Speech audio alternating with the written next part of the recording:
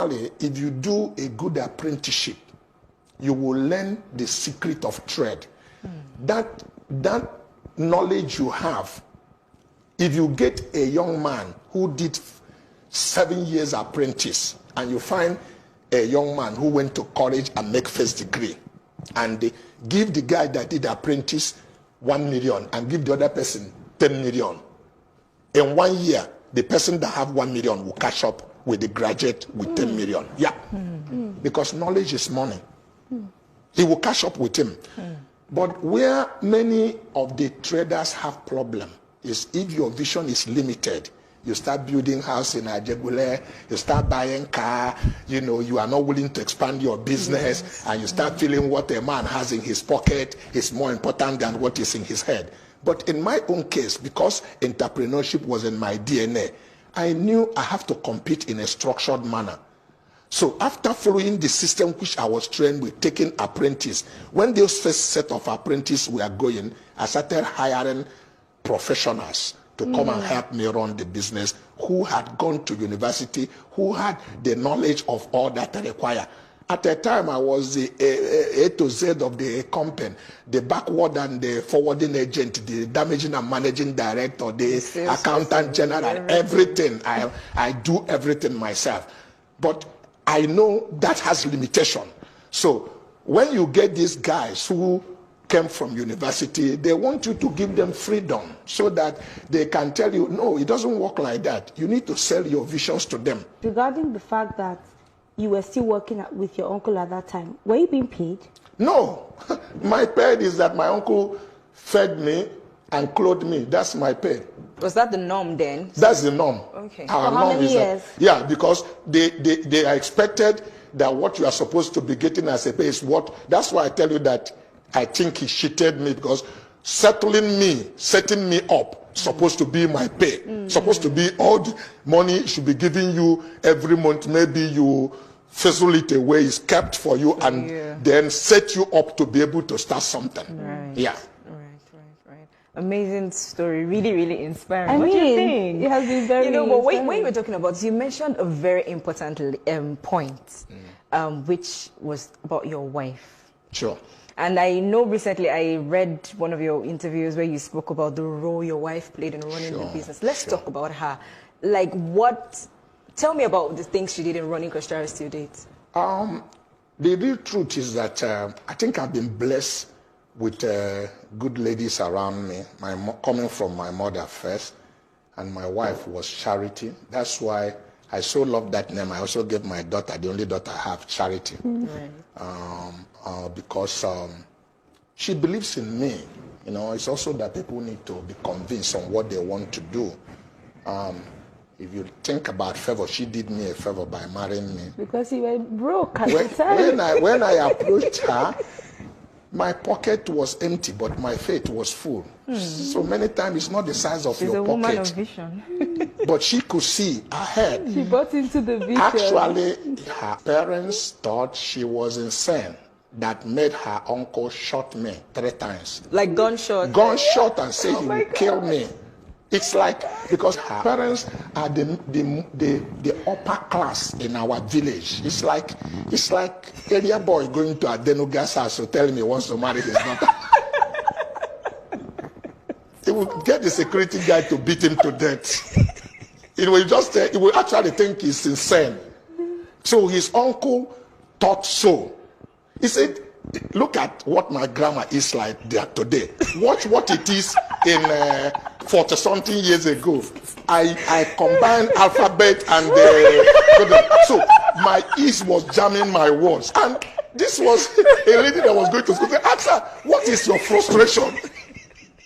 They actually thought I bewitched her. So his uncle did that to protect her. Wow. So, but she believed in me. And that's why my wife is the vice president of Coscharis organization. She owned the company with me because I married her when I owned nothing. So we built Coscharis together. She can sign a check of 10 billion naira. Only her can sign signature alone in the whole of Coscharis. Myself, she has sole signature. Her credit card has no limit. Oh dear. Yeah, so But it didn't happen overnight. I taught her discipline of managing money. I used to ask if she need to cook soup. I said, give me a list. Oh, wow. She make a list and bring for me. I'll see she wrote engine, bottle of oil, pepper, and all of this. I'll give her money. Next week, she wants to cook. I said, where is the list? And if I see oil, I say, you bought oil last week. Why are you writing oil again? It's oil, Coca-Cola. But all I'm trying to do is to teach her financial management. And she learned it. She does better than myself. So you can trust her with resources and turn your back with it because she's not wasteful. Now we own the company together. If I'm late today, my wife is not going through any administrative order to take over. She's just step into my shoe and run Coscharis the way she is. She was very active because I wanted a child at 21. For some reason, God knew it would be terrible for two kids having kids, because yeah, because we would have been under 20 years because I actually took her to altar on September 23rd, 1978, when I was to be 20 in December of that year. I was under 20. So, the child didn't come for the next 6 years, which would have been terrible because before I broke out in success, I also have difficulties because I lost my capital at a time. I owe landlord. People owe landlord today. It's like the word come to an end. I couldn't pay for the store where I'm in. I couldn't pay for my house rent. Okay? And landlord was pursuing me. So I went through all of those things. Adversity is nothing but a refining fire that burns out impurities in your life. We are traveling somewhere. I said, 2 more years, I will be a millionaire. My mother said, Cosmas. I said, Mom, what's the problem? She said, please, can we go this journey in peace? I said, Mom, what's the problem? You see, you boost too much. This your boosting turn my stomach. I said, Mom, I'm not boosting. I'm just telling you what I'm going to do. It's okay. He understood, but I should drop. When I drop her, I will continue. He know I don't know what 100,000 is all about. And now I'm talking about 1 million. So what is this things I'm talking about? So he doesn't want to hear it again. I stopped the car. I wound the glass down. I got close to my mom's ear. I said, Mom, I don't want to insult you. I didn't know anything I've said that is wrong. You taught me to be optimistic in life. Why are you changing your mind?